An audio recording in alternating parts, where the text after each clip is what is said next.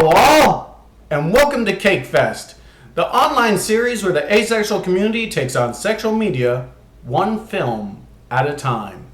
On today's hit list, we have What's Your Number? A sex-based, romantic-based comedy that's pretty lighthearted, but I rather enjoy it. In the film, our main character, Allie, played by Anna Faris, and quite well I might add, comes to discover that she has had a total of 20 past sexual partners. And after talking it out with her friends and seeing their reactions, she starts to feel that having just one more partner would be one too many. She becomes convinced that any more would mean that she has no self-esteem, is a whore, and there is something off of her by the world's standards. As such, she decides to track down her ex-boyfriends to see if any of them could be the one for her to settle down with. So that's the movie we are in for today. And how do I personally feel about it? Well, I've got to say, as an asexual, gray, heteromantic, this has got to be one of the most relatable films I've ever seen. Warning everyone, spoilers follow. Allie starts her quest after reading a magazine that says the regular number of sexual partners a woman tends to have is 10. She feels alienated by it because she's been with so many more people. As an asexual, I can't tell you the number of articles I've read off the internet or in magazines that have been like the 10 health benefits of a great sex life or how sex can help with stress. After reading them, I would just feel so alienated and out of place. Allie feels the same, it's just for the reverse reasons. When Allie talks to her friends about sex, she starts to feel more and more awkward as it starts to dawn on her how few partners her friends have had compared to her. She even ends up lying to them just to try and fit in. They quickly catch her in the act though. I know a lot of asexuals have been there too. Your friends start to talk about sex, and you start feeling more and more alienated as it dawns on you that they have had a lot more experience than you've had.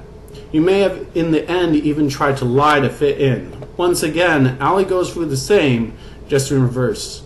As the film goes on, Allie starts dating one of her ex-boyfriends. They get along fine, and he's a nice guy, but she doesn't love him and doesn't want to be with him. She's simply dating him because he has a good job and seems to public like a nice dude.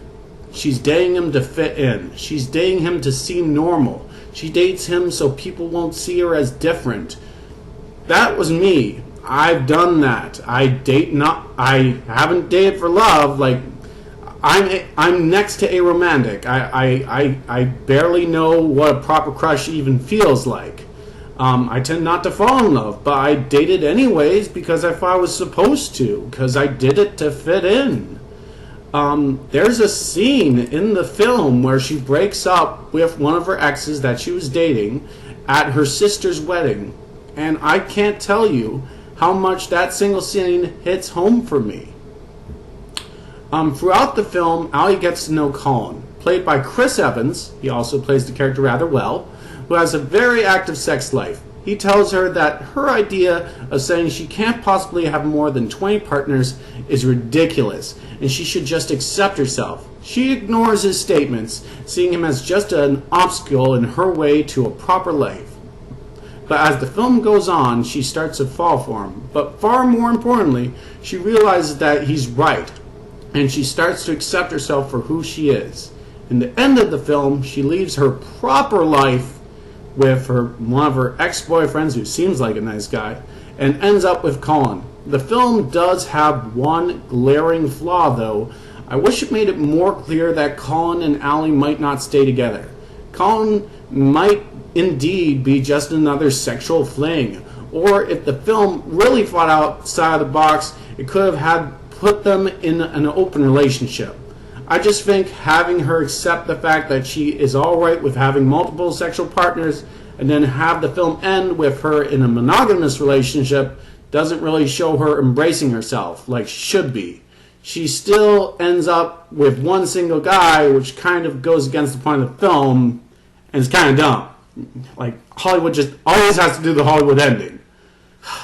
Besides for the ending, though, I love this film.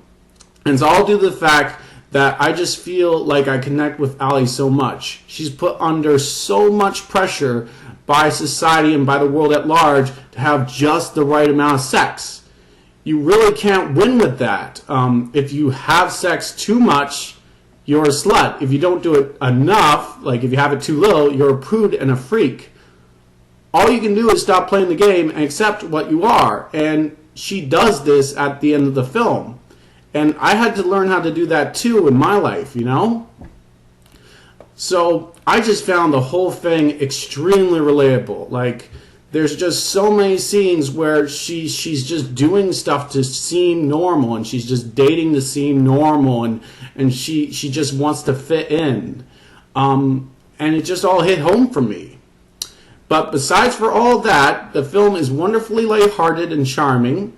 There are quite a couple of very funny spots if you're into sexual humor. Like, it is a sex comedy, so you gotta be in that style of humor. I am, so I love it. The acting is pretty good, as I mentioned. There are a few sex scenes given the plot, but they are very, very lightly shown. I think there is at most 2 butt shots. That's it. You know, pretty much everybody can handle this film. You should be fine.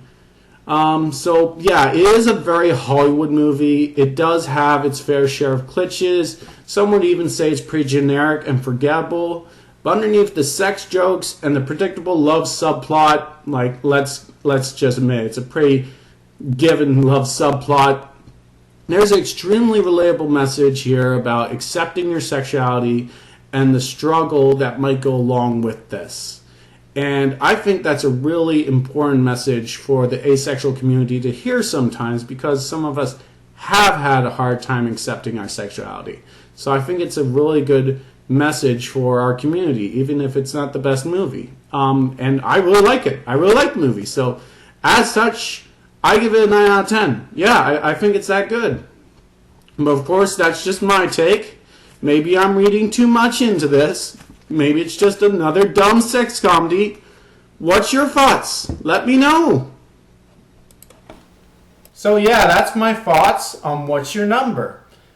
Just my opinion, of course. I think personally it's a good movie. But yeah, like I said in the video, what's your opinions? And yeah, post some comments, let me know, and suggest another video I should take on. And once again, have some cake.